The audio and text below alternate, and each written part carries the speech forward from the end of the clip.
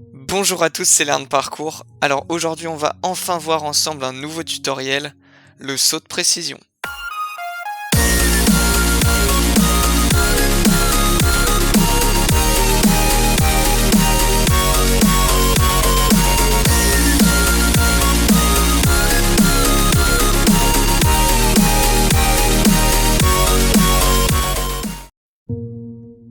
Comme tous les mouvements, le saut de précision peut se pratiquer à différents niveaux avec différentes variantes.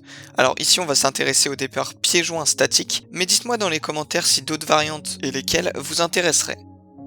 En tout cas, la première chose à faire, ça va être de trouver un spot bien sûr adapté à votre détente et pas trop dangereux. Prenez l'habitude de bien vérifier toujours si le point de réception n'est pas trop glissant et surtout assez solide.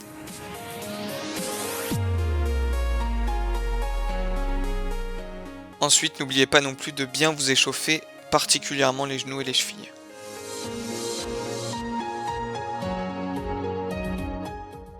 Alors, pour lancer un saut de précision en départ statique, la petite astuce c'est de faire légèrement dépasser ses orteils de l'obstacle de départ. Donc ça va vous permettre de prendre une impulsion plus explosive sur l'angle, mais aussi d'éviter de glisser dans certains cas.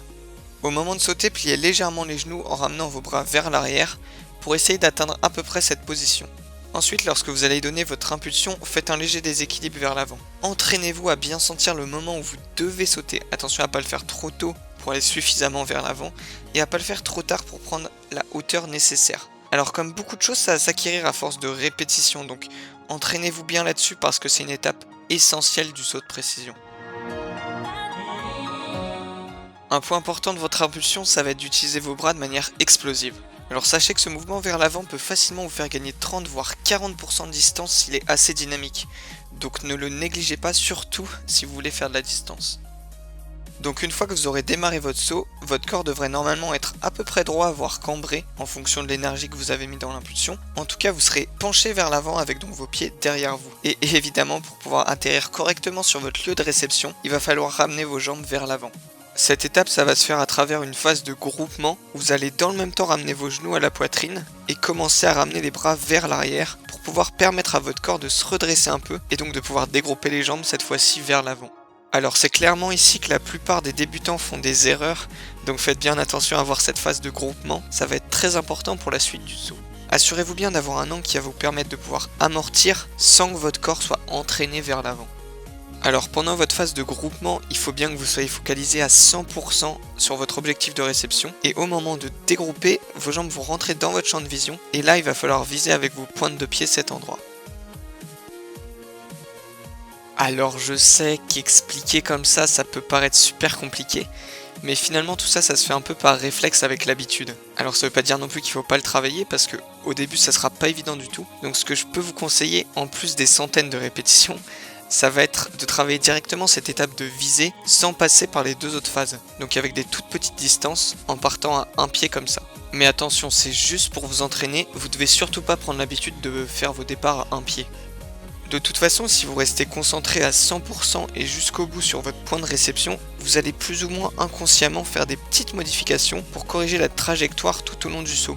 D'ailleurs, c'est pour ça que c'est presque impossible d'atterrir précisément en fermant les yeux même à la toute fin du saut. Après tout ça, va venir la phase d'atterrissage où vous allez entamer l'amorti. Alors quelque chose de très important à faire avant même de toucher le sol, ça va être de rentrer légèrement les talons pour qu'au moment de l'impact ce soit uniquement la partie avant des pieds qui soit en contact. Donc tout ça pour éviter de glisser en retombant pied à plat ou encore pire sur les talons. Faites aussi l'effort d'atterrir pieds serrés et surtout pas en canard. Donc c'est moins esthétique, ça peut être dangereux mais surtout ça dénote un manque de contrôle. Comme je l'ai dit avant, pour stabiliser un saut de précision, ça va être un gros travail de dosage de l'impulsion qui va s'acquérir à force de centaines de répétitions pour comprendre la puissance et la hauteur à donner. Vos jambes devront être suffisamment tendues vers l'avant pour pas que votre corps soit entraîné. Alors là aussi j'ai un petit exercice pour justement vous entraîner à ça. Ça va être de sauter sur place face à un muret et de poser les pieds dessus, puis petit à petit reculer en donnant une très légère impulsion vers l'avant. Concentrez-vous aussi à bien contracter les cuisses et les abdos pendant votre amorti. Donc j'insiste vraiment sur ce point parce que moi, une fois que j'ai réellement pris conscience de ça, j'ai vraiment amélioré mes stabilisations. Alors la position finale idéale, on va dire, ça serait à peu près celle-ci. Donc les bras en avant pour équilibrer, les talons relevés, les genoux pliés à peu près à 90 degrés, c'est évidemment pas strictement 90, mais je dis ça pour montrer qu'il faut être assez contracté mais en même temps assez souple sur ses réceptions. Donc voilà, c'est à peu près tout pour les détails techniques du mouvement. Donc à partir de là, je vais vous donner plus des conseils pour débuter et progresser. Alors évidemment, la première chose, ça paraît logique, c'est de commencer avec des petites distances pour pouvoir se concentrer sur le mouvement et pas sur l'énergie à donner. Évitez aussi la hauteur et les barres au début. Personnellement, ce que je peux vous conseiller, c'est de démarrer avec des lignes au sol ou un trottoir en cherchant simplement la précision. Alors attention, parce que souvent quand on commence ce mouvement, on se concentre justement beaucoup trop sur la précision de notre saut et donc ça arrive que parfois, sans s'en rendre compte, on délaisse la technique. Donc pour éventuellement prendre conscience et corriger ça, je vous conseille de vous filmer et d'analyser si vous aviez bien la bonne position au départ, en l'air et à l'arrivée. Donc une fois que vous maîtriserez bien la technique, ce que je peux vous conseiller pour cette fois-ci améliorer votre distance, c'est évidemment de bosser à fond le physique. Donc en premier lieu, l'explosivité des jambes, ça paraît logique. Je vous ai mis une vidéo où je vous en parle plus précisément dans la description. Mais aussi travailler avec du gainage, à ne surtout pas négliger, et plein d'autres petites choses qui ont quand même leur importance.